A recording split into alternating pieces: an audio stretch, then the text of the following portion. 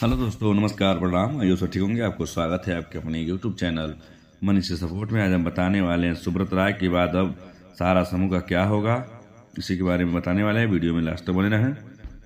एक वक्त था जब सहारा समूह के पास लंदन से लेकर न्यूयॉर्क तक होटल थे, अपनी एयरलाइन थी और आईपीएल से लेकर फार्मूला 1 टीम थी। यह नहीं, सहारा समूह भारतीय क्रिकेट टीम को भी स्पॉन्सर करती थी। कंपनी की पहुंच भवन निर्माण से लेकर वित्तीय सेवाएं, नगर विकास, म्यूचुअल फंड और जीवन बीमा आदि सेक्टरों तक थी। इस कंपनी के पास एम्बे वैली टाउनशिप थी। लखनऊ समेत कई शहरों में जमीन की बड़ी होल्डिंग्स थी।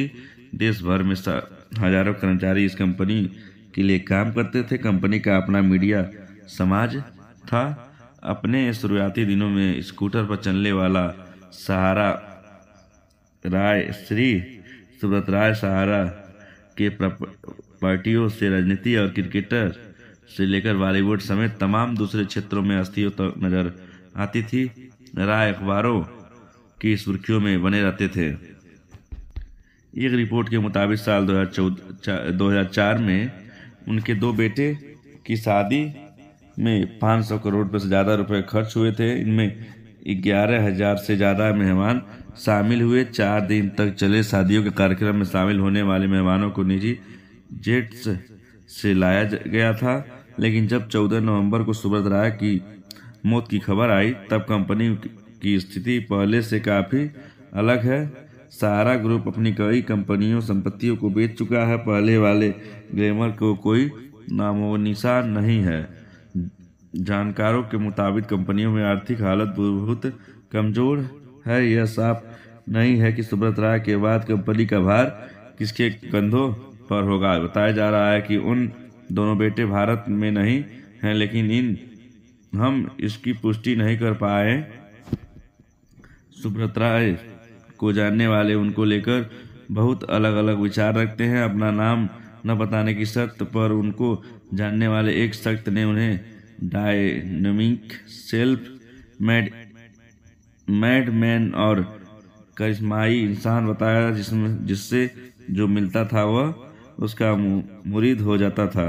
सुब्रत राय के करियर में लंबे समय से देख रहे हैं वरिष्ठ खोजी पत्रकार उन्हें फाइनेंशियल जगलर या वित्तीय बाजीगर बताते हैं, जिसने गरीबों को सपने बेचे। शतक प्रधान के मुताबिक सहारा का ज़्यादातर बिजनेस ऑपरेशन पूर्वी उत्तर प्रदेश और बिहार के गरीब इलाकों में रहा, जहां गरीबों और जहां लोग उम्मीदों पर जीते थे कोई वहां लोगों को हालत सुधरती नहीं है।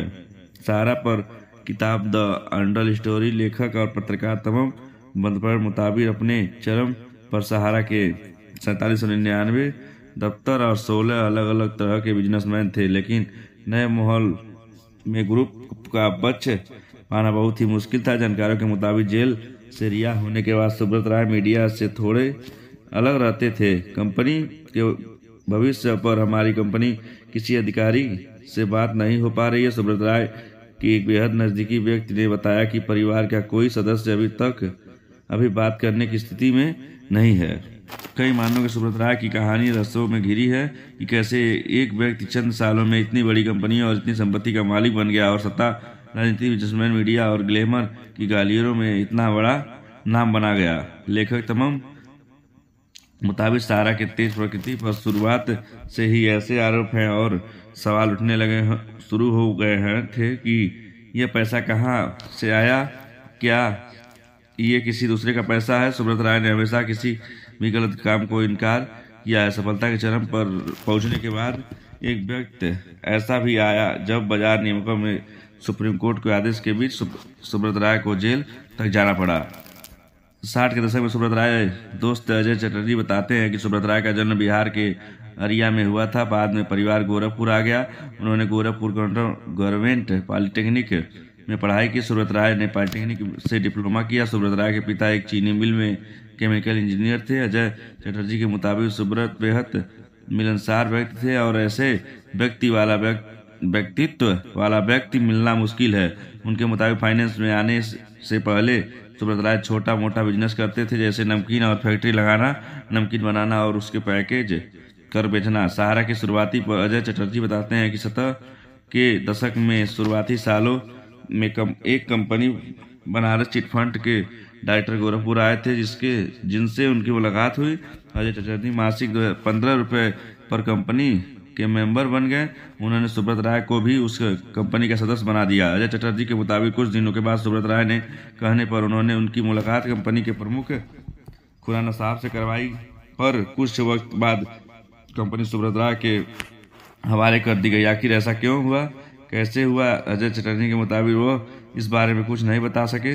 वो कहते हैं कि सुब्रत राय की बातों से लोग बहुत आकर्षित हो जाते थे। इस तरह साल 1978 में सहारा की शुरुआती हुई। सहारा का विस्तार ऐसे वक्त हुआ जब देश के गरीब और पिछड़े इलाकों में लोगों के पास बैंकों के पोस्ट ऑफिस डिपॉजिट जैसी सुविधा नहीं थी। ऐसे में इन गरीबों लोगों को जिनके पास पक्की नौकरी तक नहीं थी, उनसे हर दिन 10 से 20 रुपए लेकर कुछ दिनों तक महीने के बाद उनके अच्छे ब्याज पर एक मुफ्त पैसे लौटाने में ऐसा तरीका था जिसमें कंपनी का तेजी से विस्तार हुआ। इनमें से कई लोगों के पास पक्के घर तक नहीं थे, लेकिन उन्होंने एक अच्छे भविष्य की उम्मीद थी। इसके आधार पर वो अपनी मेहनत की कमाई का एक हिस्सा बचाकर सहारा को दिया करते थे। उनके लिए भविष्य की जरूरतों के शादी, पढ़ाई आदि के पैसा जमा करने का यह बेहतर तरीका था। जानकारों के मुताबिक 80 के दशक में इसकी उम्मीद भरोसे लाखों गरीब वंचित लोग सहारे से जुड़े। कंपनी के भरोसा इसके विस्तार का एक बड़ा आधार था। वरिष्ठ पत्रकार के मुताबिक यही वो दशक था जब सुब्रत राय की वीर बहादुर सिंह और मुलायम सिंह यादव जैसे नेताओं के भी नजदीक आए। लेखक कंपनी के प्रति भरोसा बढ़ा, कंपनी को तेजी से विस्तार हुआ। तमल लेकिन जानकारों के मुताबिक ऐसे मामलों में सवाल हमेशा उठता है कि पैसे के आने और जाने के बाद भी संतुलित कब तक बरकरार रह पाएगा। तमल के मुताबिक कंपनी में पास कई शहरों में जमीन, लखनऊ में 320 एकड़ के सहारा सिटी सहित कई प्रॉपर्टी, लेकिन लिक्विडिटी का पैसा नहीं है। तो वो कहते हुए पिछले दशक में सहारा कई बिजनेसमैन को पीछे हटाकर कंपनी का सबसे अच्छा वक्त गुजर चुका है। क्या परिवार का कोई सदस्य सहारा की जिम्मेदारी को आगे बढ़ाए या फिर सुब्रत राय के नजदीकी ओपी श्रीवास्तव का कोई रोल होगा, अब भी साफ नहीं है। कि अब ओपी श्रीवास्तव के संपर्क करने में कोशिश की, लेकिन उसने बात नहीं हो पाई। सुब्रत राय ने बचपन से दोस्त अजय चटर्जी की उनकी उम्मीद है कि उनके छोटे बेटे जेबी राय शायद इस कंपनी को फिर से खड़ा करे या किसी तरह से कराएं। सारी जानकारी इंटरनेट के माध्यम से ली गई है। इस पर कोई भी जिम्मेदारी हमारा यूट्यूब चैनल में सपोर्ट नहीं था। बस आज के लिए इतना ही। मिलते किसी अच्छी सी वीडियो और अच्छी जानकारी के साथ। जय हिंद, जय भारत।